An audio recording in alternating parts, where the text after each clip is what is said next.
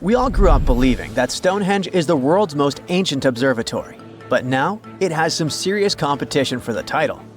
Nabta Playa was built more than 2,000 miles away in southern Egypt and thousands of years before Stonehenge and even the pyramids of Giza.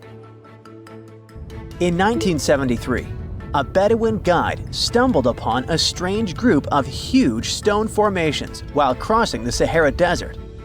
He led American archaeologist Fred Wendorf to the site, located about 60 miles from the Nile. Wendorf's friend and colleague claims the team found the stones while stopping for a bathroom break in the desert. Either way, what they found changed history. At first, Wendorf thought the stone structures were just natural formations. But then it hit him. This area was once a lake, meaning no natural rocks should even be there. He kept coming back to the site for decades, and by the early 1990s, his team finally uncovered a circle of stones that seemed to line up with the stars in a way no one could explain. After 7 long years of trying to crack the mystery of the site, Wendorf reached out to an expert in archaeoastronomy. They study how ancient people used the stars. One evening, while the expert sat in the cool desert sand staring at the stones, he realized that they formed a pattern radiating outward from a massive burial mound. One by one, as they dug into the sediment, the buried megaliths started lining up like spokes on a wheel. The team had already used radiocarbon dating to test samples from fire hearths and tamarisk wood roofing found inside the stone circle. Nabta Playa had dozens of standing stones, all a few feet tall. Some of them lined up exactly with the sunrise on special days, and others matched up with bright stars in the sky. Inside the big circle, there were 6 special stones that may have been used for rituals or marking important times of the year. Around them, 29 standing stones might have worked like a simple calendar to help people know when it was time for something important, like the summer solstice, the longest day of the year. When the sun rose in just the right spot, it was a sign that the rainy season was coming. The stone circle once aligned with the brightest stars in the northern sky: Arcturus, Sirius, and Alpha Centauri. Some stones even pointed to the constellation Orion. By tracing Arcturus's movement across the sky, they figured out that it matched perfectly with the circle around 4800 BCE. That means it was the oldest astronomical site ever discovered. And the people of Nabta Playa may have been watching the stars thousands of years before telescopes were even invented.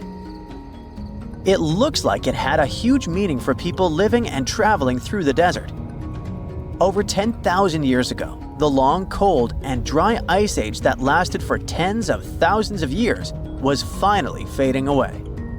Northern Africa got massive monsoons and rains that filled up seasonal lakes. So, parts of the desert turned into short-lived oases. For the nomadic people who roamed this harsh land, these summer rains were everything. Their entire way of life revolved around cattle. When archaeologists opened the central tomb at Nabta Playa, they dug up cattle bones and even a massive rock carved into the shape of a cow. The people who built it used the stars to guide them and find hidden watering holes like Nabta Playa, which likely held water for about 4 months a year, starting with the summer monsoons. But there was no North Star back then, so instead they navigated using bright stars and the way the sky seemed to spin in circles above them. When the lakes were full, the standing stones would be partly submerged, and from the western shore, you would see the reflection of the stars on the dark water. Nabta Playa is way less famous than Stonehenge, perhaps because its stones were buried and the famous site in England was open to visitors for thousands of years. Sadly, when Nabta Playa did become famous, some tourists ruined parts of it by moving stones around, which messed up the ancient star alignments. To protect it, the authorities moved everything to a museum where people can see the stones and the carved cow statue without damaging them. The Egyptian Observatory isn't the only construction similar to Stonehenge. It has versions that were used for different purposes from Germany and France to the US and the Andes in northern Peru. This last one is actually one of the oldest big structures ever built in this region. The circular plaza is made of 2 giant stone walls arranged in a ring. It was likely used for ceremonies and gatherings. Scientists have carbon dated it to be about 4,750 years old, which means it was built before the Great Pyramids of Egypt and Stonehenge. The plaza had 2 entrances and a special layer of clay, soil, gravel, and charcoal underneath. It was carefully planned and built. Archaeologists also found ceramic pieces, quartz crystals, and gemstones at the site, so it was definitely a special place. People visited it for centuries, but at some point it was sealed off, probably because of changing beliefs and traditions. The most recent discovery was the remains of a large timber circle roughly the same age and with parallels to Stonehenge, all the way up in Denmark. This open-air structure was likely part of a special area where prehistoric people from the late Neolithic and early Bronze Age gathered for rituals and ceremonies. The circle was made up of 45 giant wooden posts, forming a huge ring about 100 feet wide. The wood is gone now, but scientists believe tall timbers once stood in the holes and created an impressive wood henge. No one knows exactly what these circles were used for, but archaeologists have found animal bones and food remains at similar sites. So people probably used to gather there for feasts and rituals. In 2024, scientists found 2 ancient stone circles from the Neolithic period in Dartmoor National Park in England. Some archaeologists believe they might form a sacred ark. Many of Dartmoor's stone structures were built in a curved shape on the high ground in the center of the area. A long time ago, Dartmoor was covered in forests, so people may have used the high ground as important markers. One of the newly found circles fits inside this ark, but the other one is outside of it, to the north. This could have been an entrance point into the ark. There's also a raised bank of earth near the stones, which looks similar to other famous Neolithic sites, like the Ring of Brodgar in Scotland and Stonehenge itself. This means the people who built these circles may have visited Stonehenge or been inspired by it. Archaeologists in Oman found ancient stone monuments called tralith, which got the nickname Arabian Stonehenge. They were finished about 2,000 years ago, but no one knows for sure who built them or why. Scientists also found stone hand axes that are incredibly old, between 300,000 and 1.3 million years old, from the time when the first humans left Africa. At another site in central Oman, archaeologists discovered a Neolithic tomb from around 5,000 to 4,600 BCE. There are 2 chambers with the bones of dozens of people inside beneath a giant megalithic structure. Nearby, they also discovered rock carvings that were made by people who lived in the area.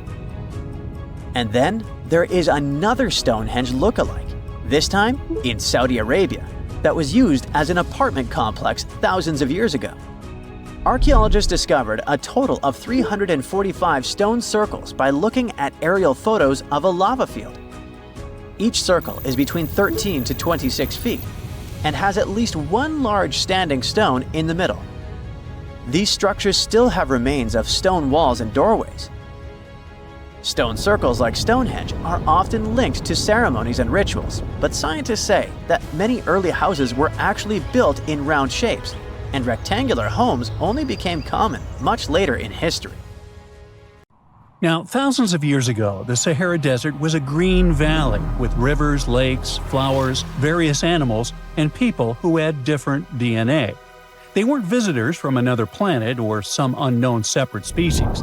In fact, they were quite normal, but their genetic code changed scientists' understanding of how human civilization developed. It sounds a little confusing, but let's start at the beginning. Among the endless dunes of the Sahara, there is a small rock shelter where wanderers can hide from the scorching sun. This place is called Takarkori. Recently, it became famous because scientists found 2 mummies there who lived about 7,000 years ago. At that time, in China, people were learning to domesticate pigs. In Egypt, paintings with geometric patterns appeared. Almost everywhere in the world, people were developing agriculture. But what was happening in the Sahara? Scientists analyzed fragments of DNA from the mummies, along with other artifacts found in the cave. They discovered that the bodies belonged to female pastoralists. They lived during a time when the famous desert was known as the Green Sahara because of its humid climate and abundant vegetation. Those mummies belonged to a group of people of unknown origin. Their DNA did not contain the genes typically found in populations that lived in that region. In fact, their genome did not resemble any other known genetic lineage. Surely, there must have been relatives of these people living in other regions. A similar genetic code was found in the remains of hunter-gatherers in the Tafaralt cave located in Morocco. The DNA of the people from these two caves was equally distant from the DNA of people who lived in the southern part of the Sahara. Since their DNA was not similar to other genomes in the region, this tribe must have lived quite separately. They probably did not accept strangers and did not move from place to place. They simply didn't need to, since the Green Sahara had everything necessary for life: a good climate, water, and food. These Takakori people lived within their own community as if they were separate from everyone else. But then, how did they learn about animal husbandry? Today, breeding bulls, goats, and other animals seems completely natural, but in the distant past, it was a real breakthrough. Farming and cattle breeding technologies developed around the world during mass migrations. Imagine a small indigenous group living in the Green Sahara. Suddenly, thousands of outsiders who know agricultural techniques arrive from other regions. They take over the land, drive some locals away, allow others to stay, impose their own rules, and begin cultivating the soil. Their settlement grows, and then they migrate to another area where they spread their technologies again. That's how progress developed in the past, at least that is what scientists thought. Of course, during these migrations, different people mixed with each other, which introduced great diversity into the genetic code. But in the case of the Takakori tribe, there was no diversity. They were not attacked, and large-scale migrations did not affect them in any way. So the question arises, how did they know about cattle breeding? This is what surprised researchers. We were convinced that agriculture spread exclusively because of large-scale migrations.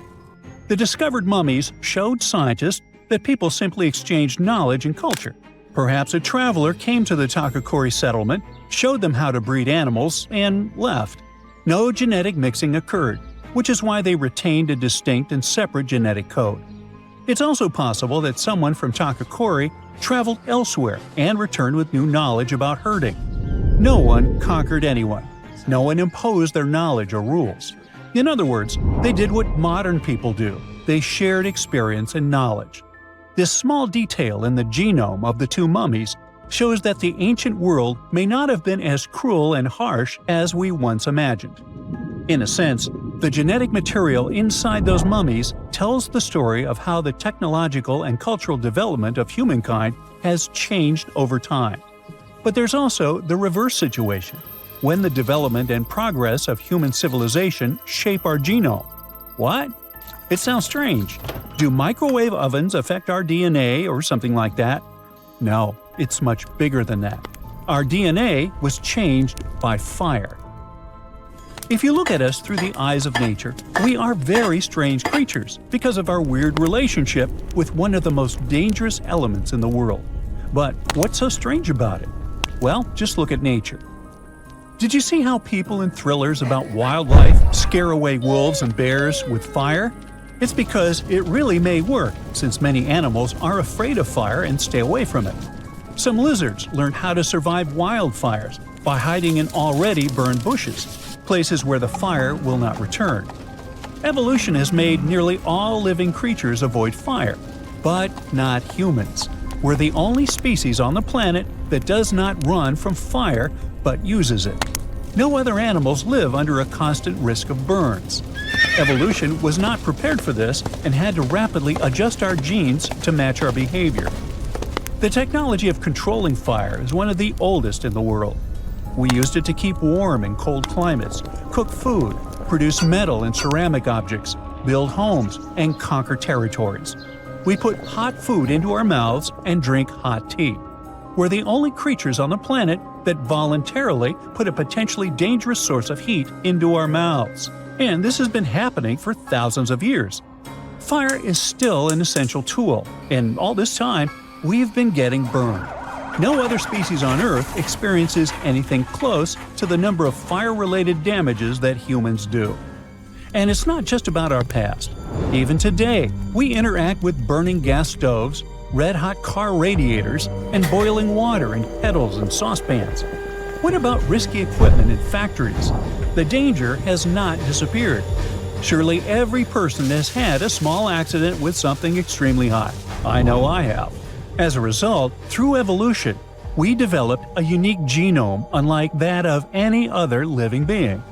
When we touch something hot and our body begins to heal the damaged part, it feels like a natural ability.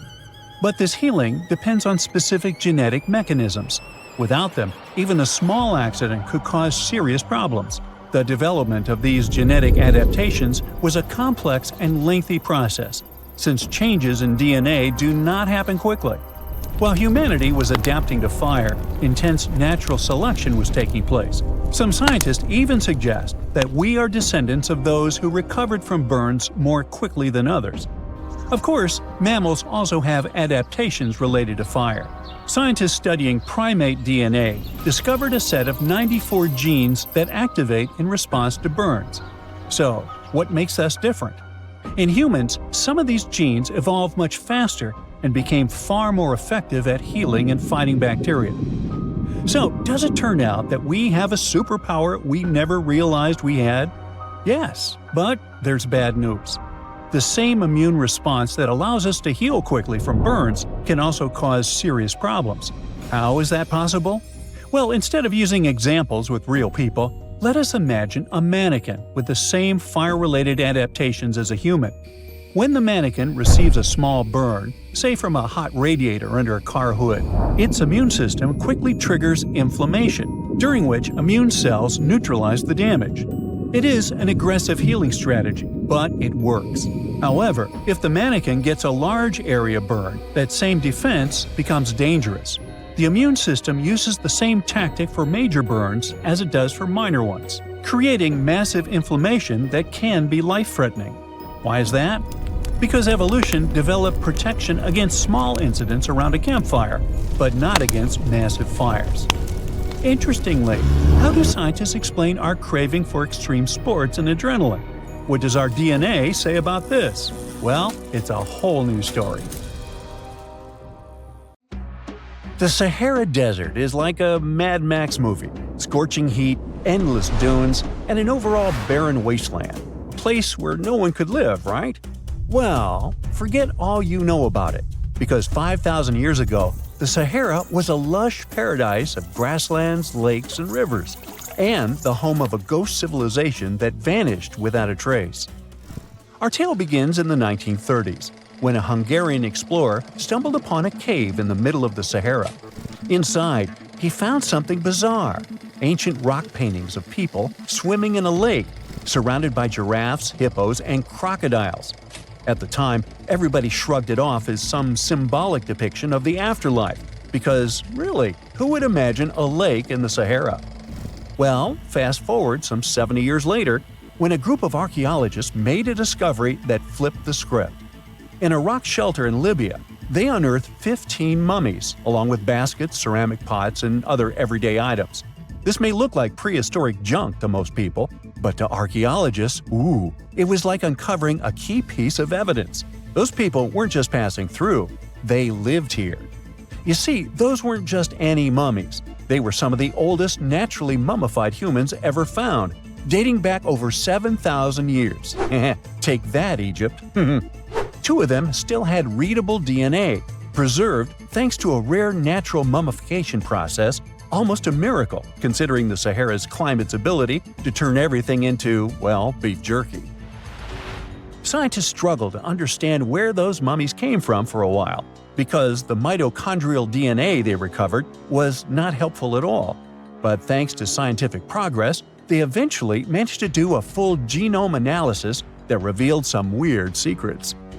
Those people belonged to a human lineage that was completely unknown, and they lived isolated from the rest of humanity for thousands of years. For decades, researchers assumed that the place where they lived, the Green Sahara, was like a prehistoric highway, a lush corridor that humans and animals used to migrate between sub-Saharan Africa and the Mediterranean. But the mummies demolished that theory, like a hippo sitting on a sandcastle. Their DNA showed zero genetic mixing with sub-Saharan and Eurasian migrants, keeping their genes pure for 7,000 years. Their closest genetic relatives weren't their neighbors living right below the famous desert, but some ancient hunter-gatherers from Morocco, and even some guys that lived in the Czech Republic, when it wasn't even a country yet, 50,000 years ago. We're not out of the woods yet, because those mummies also carried some teeny-tiny traces of Neanderthal DNA, just 10% of the amount found in modern Eurasians. Now, if you paid attention in school, then you know that Neanderthals lived in Europe and Asia, and early humans only mixed with them after migrating out of Africa. But those green Sahara folks never left Africa. So how did they get Neanderthal genes? The leading theory is that their ancestors mingled with Neanderthals in North Africa 50,000 years ago before settling in the Sahara and cutting off contact with the outside world. Archaeologists also found cattle bones and tools made of stone and wood at that rock shelter, proving that those people led a thriving pastoral lifestyle. This discovery made scientists scratch their heads for a while because, you see, animal domestication was not developed in Africa. So how did they learn it if they never mingled with anyone? Did they have ancient YouTube tutorials? Probably not. The researchers believe they must have traded knowledge with neighboring groups, but just knowledge, no saliva. It's almost too hard to believe that no outsiders mixed with them. After all, who wouldn't want to live in a thriving civilization in the middle of a green paradise, drinking milk, eating meat, and even using animal blood as a protein source? Ooh, yummy. They didn't have to hunt for every meal, thanks to their livestock, and the abundant water made life pretty sweet. And yet, they never married outsiders. Why? Maybe it was a cultural choice to never date outside their own group. Or maybe the landscape itself kept them isolated. This is where scientists place their bets. They believe that the dense forests and rivers that existed in the Green Sahara acted like nature's no trespassing sign, creating a geographical barrier that isolates animals, plants, and whole societies. This isolation is the reason why their genes were so unique. These guys weren't swapping spit with anyone else. But this genetic time capsule almost didn't survive. For most of the last ice age, the Sahara was even harsher than today, a true dead zone where humans couldn't survive. 70,000 years ago, even the toughest people disappeared, retreating to the Nile Valley and the Mediterranean coast. Why? Because Earth was a climate bully. Massive glaciers stole all the moisture, weakening monsoons until rain clouds barely reached North Africa. Then came the knockout punches. Armadas of icebergs flooded the North Atlantic, triggering devastating droughts each time. This was the Sahara's ultimate keep-out era. Now, you're probably wondering how in the world the Sahara turned green after all this, and then went back to being a desert again. Well, it all started 15,000 years ago, I wasn't around then, when Earth was shaking off the last ice age. Our planet's axis was a bit wobbly, and because of that, the northern hemisphere got closer to the sun, getting extra sunlight and heat. This eternal summer turned North Africa into a giant moisture magnet, pulling water from the Atlantic and making it all rain down on the Sahara. The result of this ridiculous amount of rain was a lush savanna, complete with lakes the size of small countries. But the African humid period was not just a one-time miracle. The truth is, this eternal on and off switch between green and desert happened to the Sahara more than 230 times since the desert was born. During one of these events, the Sahara even expanded, getting bigger than it is today. So when the Green Sahara showed up, you can bet it brought the ultimate ecosystem glow-up. This wasn't just a light dusting of grass. We're talking full makeover.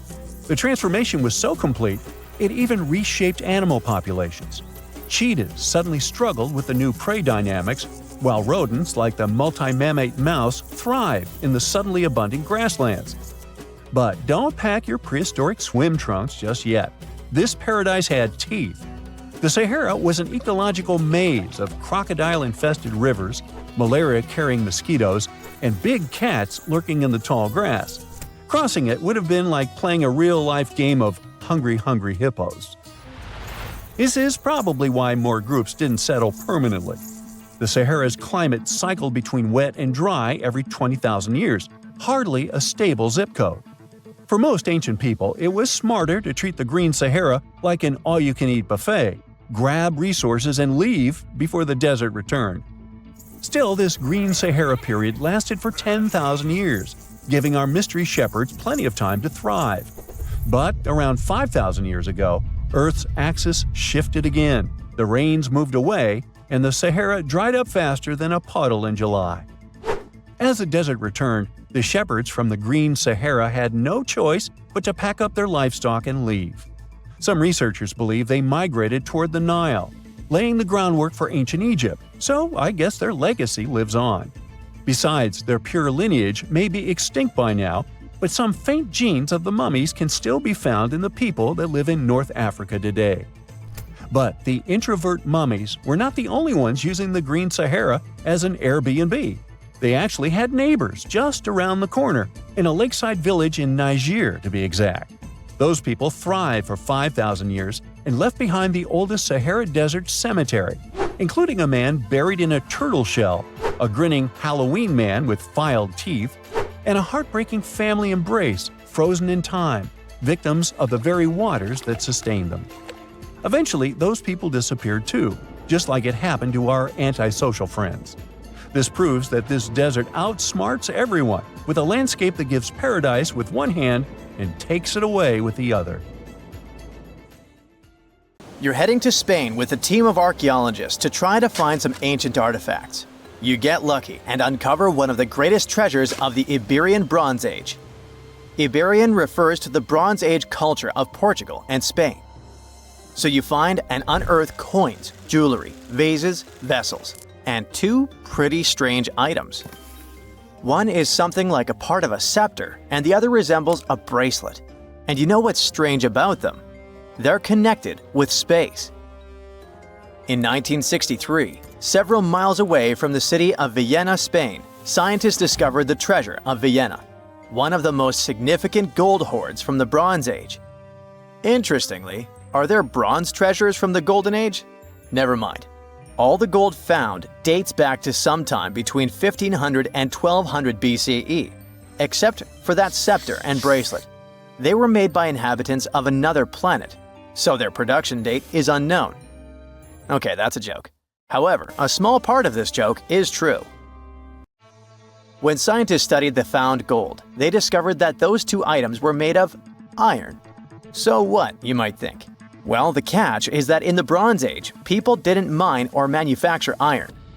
Work with this metal began around 850 BCE, about 400 to 700 years after the creation of the treasure of Vienna. How is this possible? A clue to this mystery can be found in ancient Egypt. In the tomb of Pharaoh Tutankhamun, an iron dagger was found, which was also made of similar iron. But this dagger was much more valuable than all the others. And that's because it was made from a space object, a meteorite. Yeah, that bracelet and scepter were also made of meteoritic iron. Its difference from Earth metal is that cosmic iron has a high nickel content, so it all makes sense. People from the Bronze Age couldn't mine iron from the deep bowels of our planet, but nothing prevented them from collecting iron falling from the sky. Just imagine how cool it is to have jewelry or a dagger made of material that has traveled millions of years through the vast expanses of space. Perhaps it even contains particles of an ancient extinct star. Today, these two artifacts from the treasure of Vienna are the oldest recorded items in the Iberian Peninsula made of meteoritic iron. Now, with everything in its place, you can turn your attention to all the wealth of the treasure of Vienna.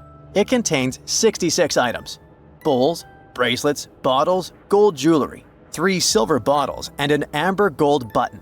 22 pounds of ancient gold. People hid it, and only after 3,000 years we were able to discover it. This archaeologist's dream can be found in the Vienna Museum, where exhibits from different time periods are presented, from prehistoric times like 50,000 years ago to the present day. Items from the Iberian period, from the Roman period, From the Arab civilization, you can find not only jewelry and coins, but there are also remnants of columns, ceramics, and other architectural artifacts. The collection is considered one of the most important prehistoric treasures of Europe. And the coolest thing is that you can see it all with your own eyes for just €2, which is about $2. Go to Vienna, find the museum, and enjoy. Hey buddy, I heard you have a metal detector. Could you help me find a hammer I left somewhere in the field? Your old farmer friend asks. You take a metal detector and go searching, but instead of a hammer, you find hundreds, even thousands of silver coins worth $2 million. You're so happy that the farmer lost that hammer, and now you're rich. Stop! Considering that this land belongs to the farmer, would you tell him about the find or take it with you? In reality, neither of these options happened. In 1992, Eric Laws was helping a farmer search for a lost hammer in a field near Hoxne, Suffolk, England. The metal detector stumbled upon a hidden treasure, a huge one. There were silver spoons, gold jewelry, more than 500 gold coins, and about 14,000 silver ones. Eric Laws accidentally discovered the largest collection of gold and silver from the late Roman period in Britain. Unfortunately, or perhaps fortunately, he and the farmer didn't receive the treasure. It's now in the British Museum. Let's move away from the farmer's field to somewhere on the Mediterranean coast. Imagine you're a scuba diver. There was a strong storm yesterday, but now with the water calm, you dive in and discover the seabed covered with gold dinars. This story happened in 2015. The coins which the storm brought to the shore might have been minted even before the First Crusade that started in 1096. This collection is one of the most impressive archaeological finds in the world. All these treasures surely can make the heads of those who find them spin, but they end up in a museum. And that's a good thing, because such wealth can drive a person crazy. A metal detector and a diving suit helped people discover ancient treasures. What's next? How about a dog? Yes, it could be perhaps a great replacement for a metal detector, by the way. So in 2013, two people were walking their dog in Northern California on their property. Suddenly, they discovered a rusty can filled with coins minted from 1847 to 1894. There were about 1,500 coins, and they all were gold. Another chance for a carefree, rich future? Not this time. The find caused a lot of controversy among specialists. There was one version, according to which these coins could have been stolen from the US Mint. But later, the US Mint debunked this suggestion as they'd never had this gold in their storage. Anyway, it's interesting what the point was in hiding it all in someone else's yard. Some thief risked their freedom and life to get rich. When they succeeded, they just hid the coins as if they never existed. What a strange deal. Coins, jewelry, meteorite items, it's all cool. But let's end our video with something grand and epic. Archaeologists were conducting research near the Mediterranean coast of Egypt and discovered a treasure trove inside a sunken temple and sanctuary. Despite the waves, earthquakes, and seawater, the massive find was preserved in a not bad condition. The temple was built a very long time ago and collapsed in the middle of the 2nd century BCE. It was an important structure in ancient Egypt. People considered this place holy. Pharaohs came to the temple to seek help from the higher powers of Egyptian mythology to obtain titles for their rule. Titles of kings of the universe. For many people, this place was like the center of the universe, and now it lies forgotten on the seabed, almost ruined. Time spares nothing. Researchers found out the temple had been part of an ancient port city. A long time ago, an earthquake occurred in this area and destroyed the city. Tidal waves softened the ground and dragged the town into the Mediterranean Sea. While studying the temple, scientists found many secret treasures there: silver ceremonial instruments, gold jewelry, and alabaster vessels. In past times, people used them to store perfumes or greasy ointments called unguents. Perhaps in ancient Egypt, they weren't bad in the field of cosmetology. Near the temple, archaeologists discovered a Greek sanctuary. Apparently, the Greeks living in Egypt or coming here on business wanted to pay tribute to Aphrodite, so they created a small building in her honor. In that place, archaeologists found bronze and ceramic artifacts from different cultures. Scientists found out that the Greeks had permission to trade in the Egyptian city, and even be its residents. It seems pharaohs living around 600 BCE were favorable to the Greeks. The profession of an archaeologist is very exciting. But what would you do if you found some ancient treasure? Before answering this question, find out what law applies to such finds in your country.